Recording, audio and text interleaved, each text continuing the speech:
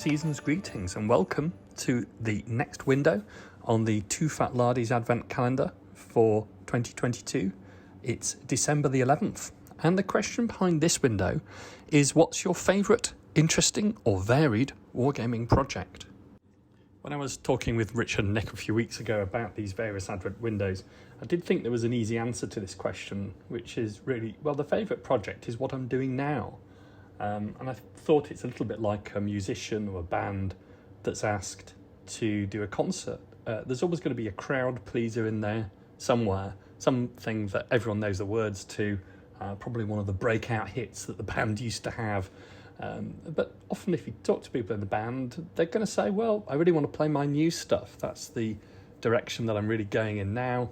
That's what's really interesting to me at this present moment. I don't always want to be cracking out the same old hits, even though people love them. All that being said, it does seem to work for Chesney Hawkes, so maybe it's not a terrible idea. However, if I was just going to be staging the same wargame again and again, which was a wargame that I used to really enjoy and people used to seem to like, things are going to get a bit samey, even if that was a favourite.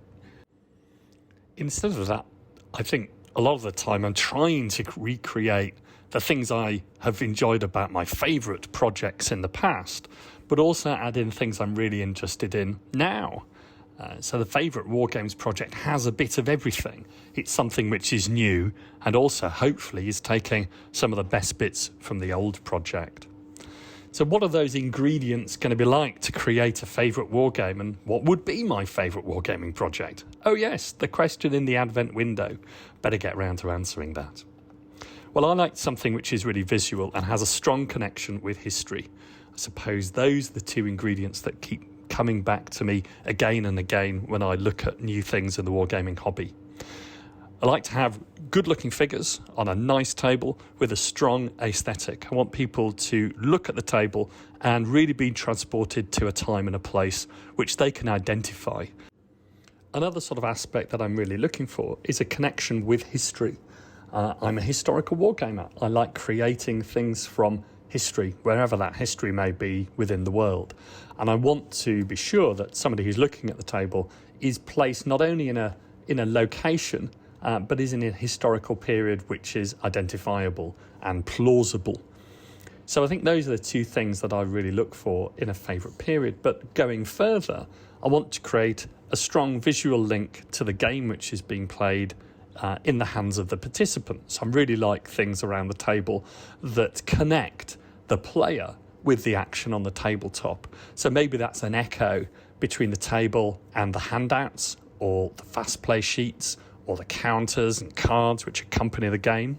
I think that works really well in a lot of different games, regardless of the scale and size of the game. And I also like to try and have something in the game which is just different.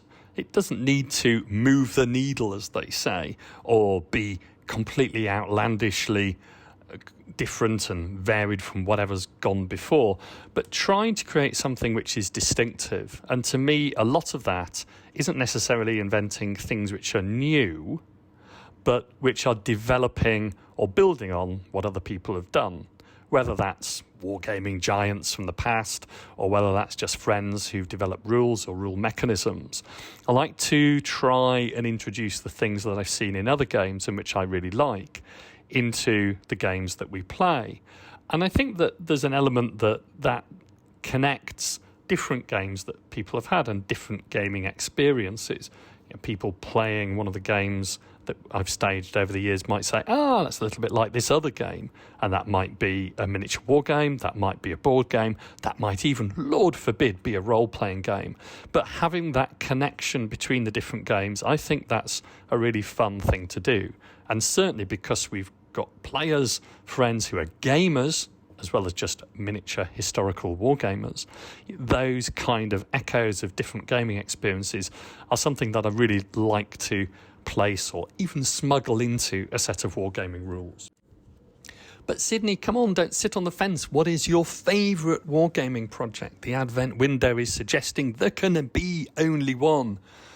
It's really difficult because I think a bit like Chesney Hawkes, I'm always going to be singing one song occasionally for the rest of my life. And that's probably the project that I've done in wargaming terms in the late 17th century. That's just a fantastic period to wargame in, with historical engagements, great figures available, super terrain which you can scratch build or print out on a 3D printer. But there's always a part of me as well that is trying to recreate the bottled lightning that I really enjoyed about that project in other projects. So whatever project I'm doing at the moment, I think that's a favourite at that point in time. Now, whether that's going to be a favourite when I look back at it in 5 or 10 years' time, that's another question. But that's probably going to be one of the windows in the Advent calendar for 2027. So stay tuned, folks, and I'll let you know how accurate that prediction was.